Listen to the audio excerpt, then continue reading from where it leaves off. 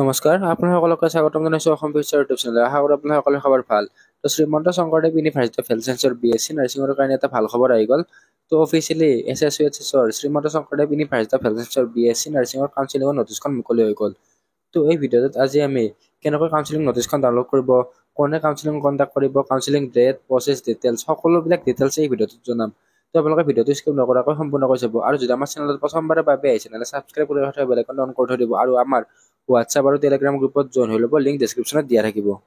তো ইয়াৰে যি অফিচিয়েল নটিচ আছে, এই নটিচখন SSUHSৰ অফিচিয়েল ৱেবছাইটৰ পৰা নহ'লে আমাৰ ৱেবছাইট eduasamplus.com পৰা ডাউনলোড কৰিব পাৰিব। এই পষ্টটোৰ লিংক ডেছক্ৰিপশ্যনত দিয়া আছে, আপোনালোকে ইজিলি ডাউনলোড কৰিব পাৰিব। তো কেনেকৈ ডাউনলোড কৰিব, এই পষ্টটোত লিংক ডেছক্ৰিপশ্যনত দিয়া আছে। তো ইয়াতে ক্লিক কৰাৰ পিছত এনেকুৱা ধৰণে ইণ্টাৰফেচ আহি যাব। তো তলৰ ফালে স্ক্ৰল ডাউন কৰিব লাগিব। তো ইয়াতে সকলোবিলাক ডিটেইলছ দিয়া আছে। তলৰ ফালে স্ক্ৰল ডাউন কৰাৰ পিছত আপোনালোকৰ ইয়াতে কুইক লিংকছ ছেকশ্যন এটা আছে। ইয়াতে quick links for SSUHS basic nursing counselling 2025 বুলি লেখা আছে।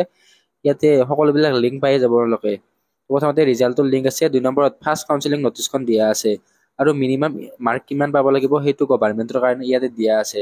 তো কাউন্সিলিঙৰ কাৰণে আপোনালোকে মিনিমাম মাৰ্ক কিমান পাব লাগিব সেইটো আপোনালোকে ইয়াৰ পৰা চাই ল'ব পাৰিব। তো কাউন্সিলিঙৰ নটিচখন ইয়াতে ফাৰ্ষ্ট কাউন্সিলিং নটিচ ক্লিক কৰি ডাউনলোড কৰিব পাৰিব। আৰু যেতিয়া ইয়াৰে লিংকটো এক্টিভ হয়, তো আমি ইয়াতে দি দিম, আপোনালোকে ডাইৰেক্টলি এই পষ্টটোতে পাই যাব।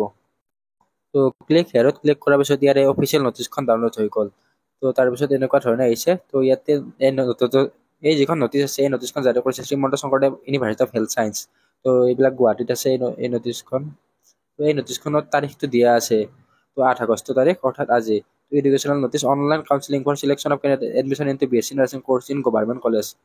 তো BSc নাৰ্ছিঙৰ যিটো কাউন্সিলিং আছে সেইটো এইবাৰ অনলাইন হ'ব। তো আগতে অফলাইন হৈছিল, কিন্তু এইবাৰ আপোনালোকে কলেজখন নহয়, কাউন্সিলিঙত যোৱাৰ প্ৰয়োজন নাই, ডাইৰেক্ট অনলাইন কৰিব লাগিব। তো অনলাইনটোৱে কাউন্সিলিঙৰ কাৰণে অনলাইন কৰিব লাগিব, বেলেগৰ কাৰণে নহয়। তো কেৱল কাউন্সিলিঙৰ কাৰণে আপোনালোকে অনলাইন কৰিব লাগিব। তো এই ভিডিঅ'টোত ডিটেইলছখিনি পাবই বাৰু। তো ইয়াতে দিয়া আছে, ইয়াৰে এণ্ট্ৰেন্স এক্সামটো 22 তাৰিখে হৈছিলে, জুনৰ 22 তাৰিখে। তো এতিয়া obtain the minimum eligibility score, তো মিনিমাম মাৰ্কৰ ভিডিঅ' বনোৱা আছে, আপোনালোকে চাই ল'ব পাৰিব। আৰু আমাৰ ৱেবছাইটৰ পষ্টটো পাই যাব। তো যিবিলাকৰ মিনিমাম মাৰ্ক আছে বা স্ক'ৰ আছে, তো সেইসকলে ইয়াতে কাউন্সিলিং কৰিব পাৰিব।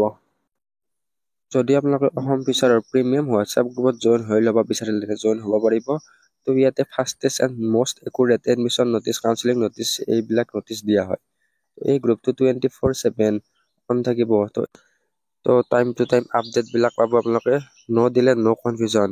তো গাইডেড বাই এক্সপিৰিয়েঞ্চ ষ্টুডেণ্ট। তো কাউন্সিলিং বা এডমিশ্যনৰ টাইমত বহুতে মিষ্টেক কৰে। তো আপোনালোকে যাতে এই মিষ্টেকবিলাক নকৰে, কিবা সুধিব লগা থাকিলে পূৰা এনি টাইম সুধিব পাৰিব। তো এই গ্ৰুপটো পেইড গ্ৰুপ হয়। তো 79 ৰুপিজ হয়। তো জইন হ'বৰ কাৰণে হোৱাটছআপ নম্বৰ দি আছে, হোৱাটছআপত কণ্টেক্ট কৰিব।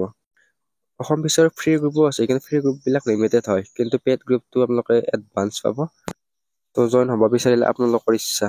তো আপোনালোকে মিনিমাম মাৰ্কৰ PDF টো চাব পাৰিব। তো গভৰ্ণমেণ্টৰ কাৰণে জেনেৰেল বা EWSৰ কাৰণে 37 মিনিমাম মাৰ্ক, 37 বা তাৰে ওপৰত পাৰিলে আপোনালোকে কাউন্সিলিঙত এপ্লাই কৰিব পাৰিব।